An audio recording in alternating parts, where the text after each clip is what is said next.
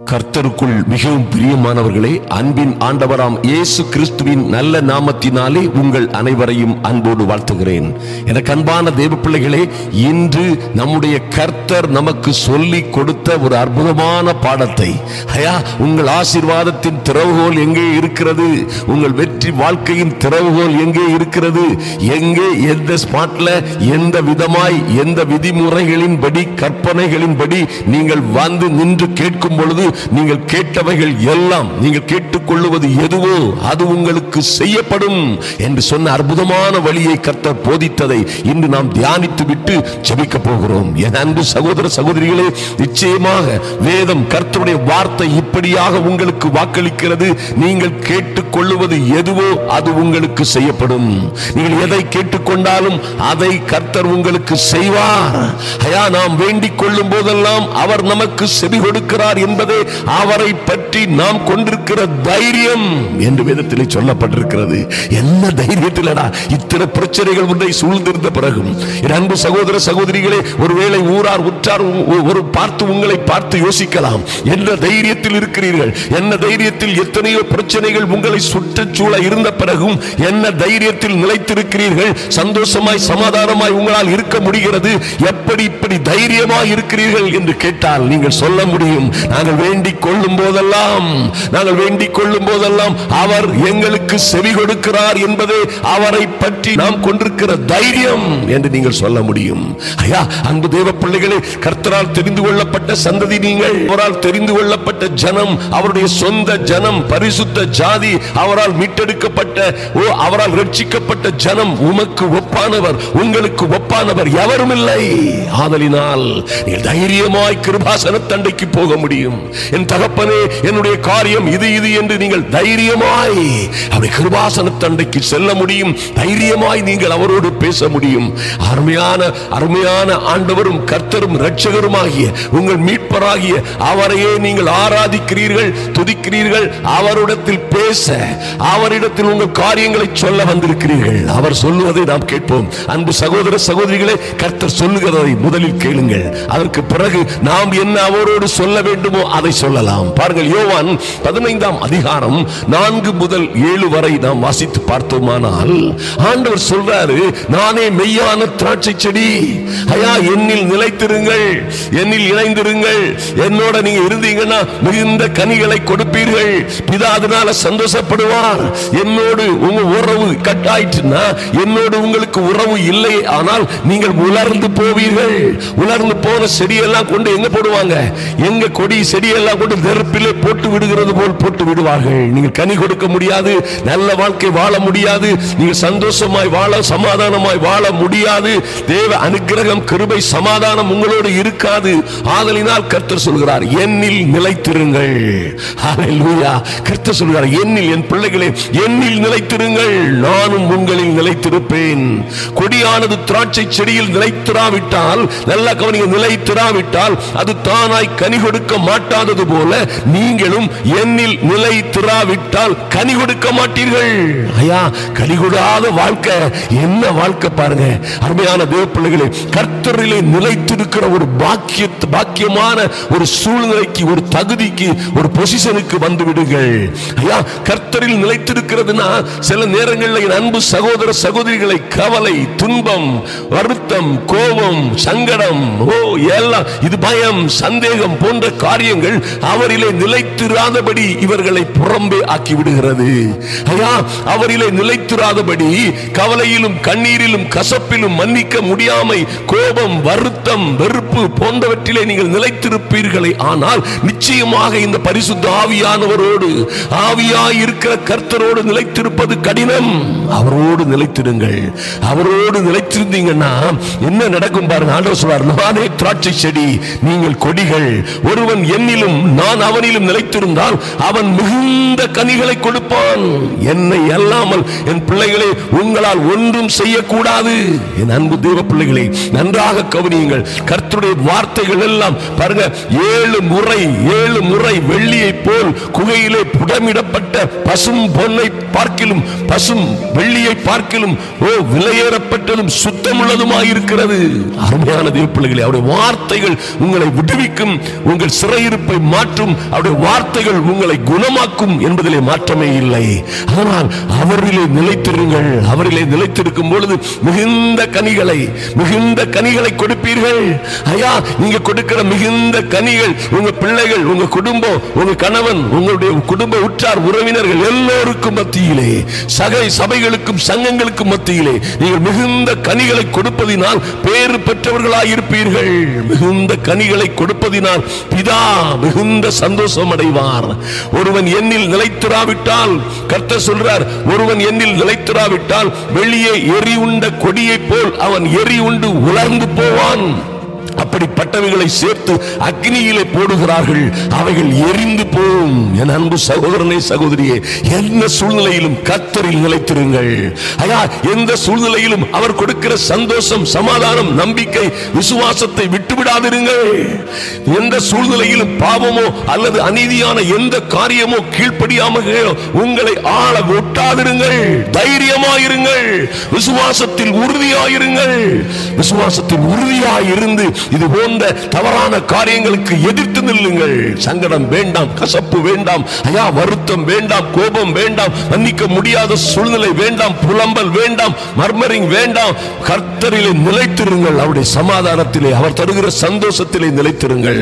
அருமையான தேவ பிள்ளைகளே, நீங்கள் அப்படியாய் நிலைத்திருக்கும் பொழுது ஐயா நீங்கள் கேட்டுக்கொள்வது பாருங்கள். 7ஆம் வசனத்திலே கர்த்தர் சொல்கிறார், யோவான் 15:7, நீங்கள் என்னிலும் என் வார்த்தைகள் உங்களிலும், நல்லா கவனிங்க, நீங்கள் அவரிலும் அவருடைய வார்த்தைகள் உங்களிலும் நிலைத்திருந்தால் நீங்கள் கேட்டுக்கொள்வது எதுவோ அது உங்களுக்கு செய்யப்படும். நிச்சயமாய், இதுதான் ரகசியம். இதுதான் ரகசிய வெற்றி வாழ்வின் ரகசியம். அன்பு தேவ பிள்ளைகளே, இதுதான் வெற்றி வாழ்க்கையின் திறவுகோல். இப்படியாய் நீங்கள் பெற்றுக்கொள்ள போகிற திறந்த வாசல்களை இந்த உலகத்தில் எவனும் பூட்ட முடியாது. ஐயா, உங்களை நோக்கி வருகிற எந்த சத்துருவும், எந்த பொல்லாங்கனும் அல்லது எந்த அழிம்பனும், எந்த துஷ்டனும் நிச்சயமாய் உங்களுக்காக இப்படியாய் திறக்கிற வாசல்களை யாரும் பூட்ட முடியாது. இதன் மூலமாய் நீங்கள் பெற்றுக்கொள்ளுகிற மேன்மைகளை, கிருபைகளை, ஆசீர்வாதங்களை யாரும் தடை செய்ய முடியாது. இந்த இரவு வேளையிலே தேவ சமூகத்திலே வந்திருக்கிற என் அன்பு சகோதர சகோதரிகளே, நிச்சயமாய் நீங்கள் அவரிலும், ஐயா நாம் நம்முடைய கர்த்தராகிய இயேசு கிறிஸ்துவிலும் அவருடைய வார்த்தைகள் நம்மிலும் நிலைத்திருக்குமே ஆனால் சந்தேகமே இல்லை. நீங்கள் கேட்டுக்கொள்வது எதுவோ, நாம் கேட்டுக்கொள்வது எதுவோ அது நமக்கு செய்யப்படும். நம்ம பிள்ளைகளை குறித்து அநேக காரியங்களை கேட்டுக்கொள்கிறோம். ஐயா, என் தெய்வமே என்று நாம் கேட்டுக்கொள்கிற அநேக காரியங்கள் இருக்கிறது. நம்முடைய வாழ்க்கையை குறித்து, நம்முடைய சொந்த ஜீவிதத்தை, நம்முடைய ஆவி ஆத்தும சரீரத்தில் நடக்க வேண்டிய காரியங்களை குறித்து, ஐயா நாளை என்ன நடக்குமோ என் வாழ்க்கையில் என்பதை குறித்தான அநேக காரியங்கள் இருக்கிறது. எல்லாவற்றிலும் கர்த்தர் சொல்கிறார், நீங்கள் கேட்டுக்கொள்வது எதுவோ, எதை பற்றி கேட்டுக்கொண்டீர்களோ அது உங்களுக்கு செய்யப்படும். அதிலே மாற்றமே இல்லை.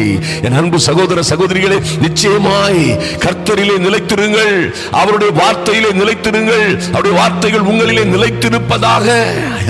அவரிலே அன்பு கூறுகிறேன் என்று சொல்லுகிற எவனும் அவருடைய கற்பனைகளில், கட்டளைகளில் படி நடக்க வேண்டும் என்று வேதம் சொல்லுகிறது. நீ அவருடைய கற்பனைகள், கட்டளைகளின் படி நடப்பீர்களே ஆனால் நிச்சயமாய் நிச்சயமாய் அவரிலே நிலைத்திருக்கிறீர்கள்.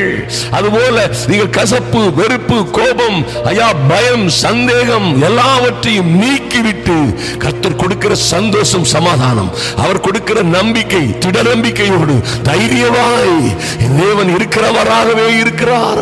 ஐயா, என்னுடைய பிள்ளைகள் சரியில்லை, அவர்கள் தாறுமாறாக போய்கொண்டிருக்கிறார்கள், என் குடும்பம் தாறுமாறாய் போய்கொண்டிருக்கிறது, என் கணவன் இப்படியா எங்கெங்கோ சென்று கொண்டிருக்கிறார், என்னுடைய வாழ்க்கை ஏதோ தாறுமாறாய் எல்லாம் உடைந்து உருக்குலைந்து போவது போல் காணப்படுகிறது என்று நினைக்கிறீர்களா? கவலைப்படாதிருங்கள், அவரிலே நிலைத்திருங்கள். கர்த்தருடைய வார்த்தையை சொல்லுங்கள், உங்களிலே நிலைத்திருக்கிற அவருடைய வார்த்தையை பேசுங்கள். எது எப்படி போனாலும் சரி, எல்லாவற்றிலும் ஒரு சமாதானத்தை, எல்லாவற்றிலும் இருந்து எனக்கு ஒரு சமாதானத்தை கொடுக்கிற கர்த்தர் என்னோட இருக்கிறார். என் தேவன் எந்த எந்த காரியங்கள் இருக்கிறதோ இல்லையோ, என் தேவன் என்னை மீட்கிறவர் இருக்கிறவராகவே இருக்கிறார். அல்லேலூயா. எனக்கு இருக்கிற பிரச்சனைகள், ஒருவேளை மாந்திரீகங்கள் சூனியங்கள் இருக்கிறதோ இல்லையோ, ஐயா ஒருவேளை என் குடும்பத்தின் சாபங்கள், என் பரம்பரை சாபங்கள், அல்லது எனக்கு என்னை துரத்துகிற சாபங்கள் இருக்கிறதோ இல்லையோ, என் கர்த்தர் என்னை மீட்டெடுக்கிறவர் இருக்கிறவராகவே இருக்கிறார். அவர் இருக்கிறார். அவர் இருக்கிறேன் என்று மோசேயை அனுப்பினவர் இன்று என்னோடும் இருக்கிறார். என்னை கைவிட மாட்டார் என்று நீ தைரியமாய் சொல்லும் பொழுது அவருடைய வார்த்தையிலே நிலைத்திருப்பீர்கள். பரலோகம் உங்களை குறித்து சந்தோஷப்படும். அப்படியாய் நீங்கள் அவரிலும் அவருடைய வார்த்தைகள் உங்களிலும் நிலைத்திருந்தால், என் அன்பு தேவ பிள்ளைகளே, நீங்கள் கேட்டுக்கொள்வது எதுவோ அது உங்களுக்கு நிச்சயமாய் செய்யப்படும். நீங்கள் வாழ்ந்து சிறந்திருப்பீர்கள். நீங்கள் ஒரு நாளும் தோற்று போக மாட்டீர்கள். நீங்கள் ஜெயம் கொள்ளுகிறவர்களாய் வாழுவீர்கள். நாம் ஜெபிப்போம். அன்பு தேவ பிள்ளைகளை நாம் ஜெபிப்போம்.